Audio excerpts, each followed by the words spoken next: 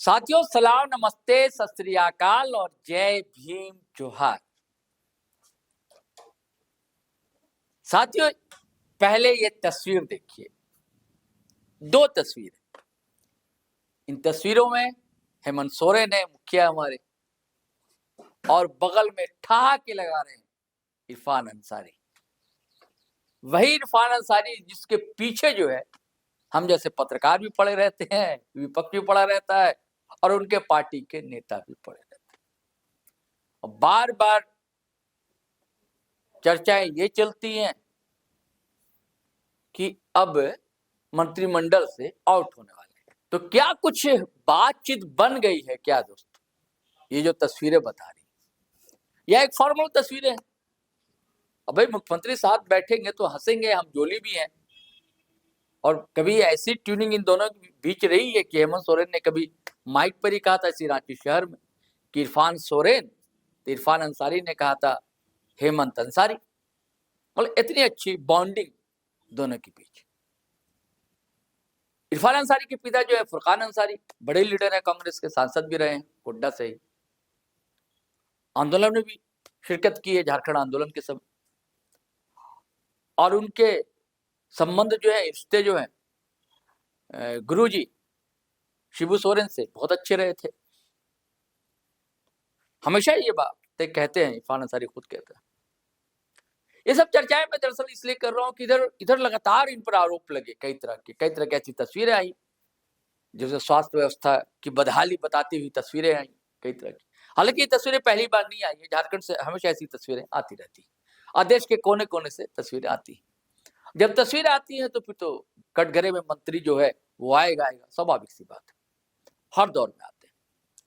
लेकिन कभी कभी ऐसा लगता है कि कहीं जानबूझकर इरफान अंसारी को टारगेट नहीं किया जा रहा है, ये सवाल भी कभी उठता है जिस ढंग से उन पर अटैक किए जाते हैं। लेकिन कभी कभी वो खुद फंस जाते हैं।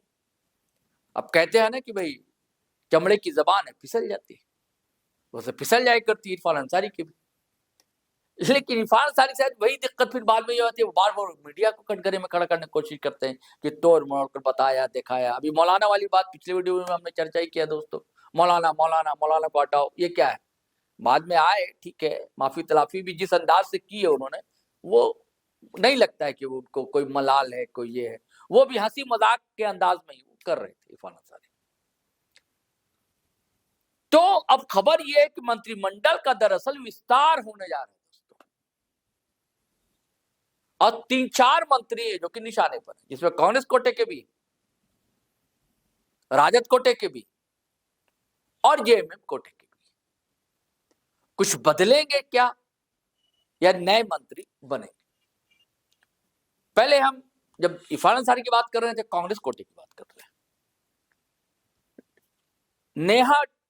शिल्पी नेहा तिर्की, बंधु तिर्की की साहबजादी है। बंधु तिर्की पर जो आरोप लगा था, विधायकी चली गई थी, उसका चुनाव लड़ना पड़ा था, मंत्री बनी, अब भी मंत्री है।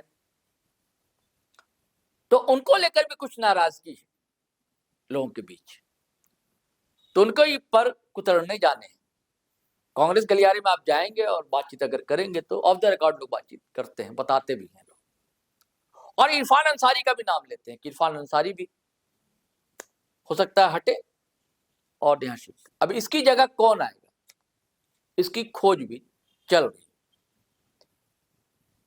इसमें एक नाम आता है आलमगीर आलम, बड़े मंत्री रहे, आजकल जेल में, उन पर एक आरोप लगा था, उनकी पत्नी निशात आलम। उनकी चर्चा चल रही कि महिला कोटे से भी रहेंगी, कांग्रेस से भी है, और आलमगीर आलम के ना रहने से उधर जो थोड़ा बहुत नुकसान होने की आशंका लगती है आने वाले चुनाव में, चाहे निकाय चुनाव हो, चाहे विधानसभा हो, चाहे लोकसभा हो, चुनाव तो होते रहते हैं।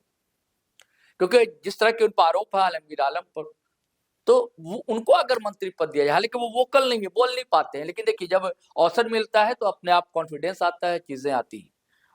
राबड़ी देवी आज देखिए कितना मुखर होकर बोलती है, मीडिया का भी सामना करती है। जब मुख्यमंत्री बनी थी बिहार की तो बहुत मुश्किल था, तो चीजें इंसान सीख लेता है। उनका नाम चल रहा है, और इधर अगर ये हटती हैं तो इन पर भी 2-3 नामों पर चर्चा है। राजद कोटे में भी देखिए एक बात थी ना कि समीक्षा होगी, जब बिहार का विधानसभा चुनाव हुआ था और उसके बाद जेएमएम को वहां शामिल नहीं किया था गठबंधन में तेजस्वी यादव ने, जबकि संजय यादव जो है बड़े करीब है तेजस्वी यादव के, लेकिन उनका सारा फोकस इस पर नहीं था कि जेएमएम गठबंधन में शामिल हो जाए, नहीं फरहान अंसारी का इस पर फोकस था, ज्यादा फोकस था उनका संजय यादव का, क्यों उनके साहबजादे चुनाव लड़ रहे थे वहां से, हालांकि हार गए, 50,000 से बहुत मुश्किल वोट आए हैं उनको। तो संजय यादव भी आउट होने जा रहे हैं मंत्रिमंडल से, ऐसी खबरें चल रही हैं दोस्तों, जो खबरें चल रही हैं राजनीतिक गलियारे में वो हम आपसे शेयर कर रहे हैं। तो संजय यादव, अब संजय यादव हटाया तो राजद कोटे से दूसरा मंत्री कौन बनेगा? इसमें नाम सुरेश पासवान का रहा, जो देवघर से विधायक है और मंत्री भी रहे हैं, सुलझे हुए हैं व्यक्ति हैं, उनको मंत्री पद संभालने का अनुभव ही रहा, ये नाम चल रहा है।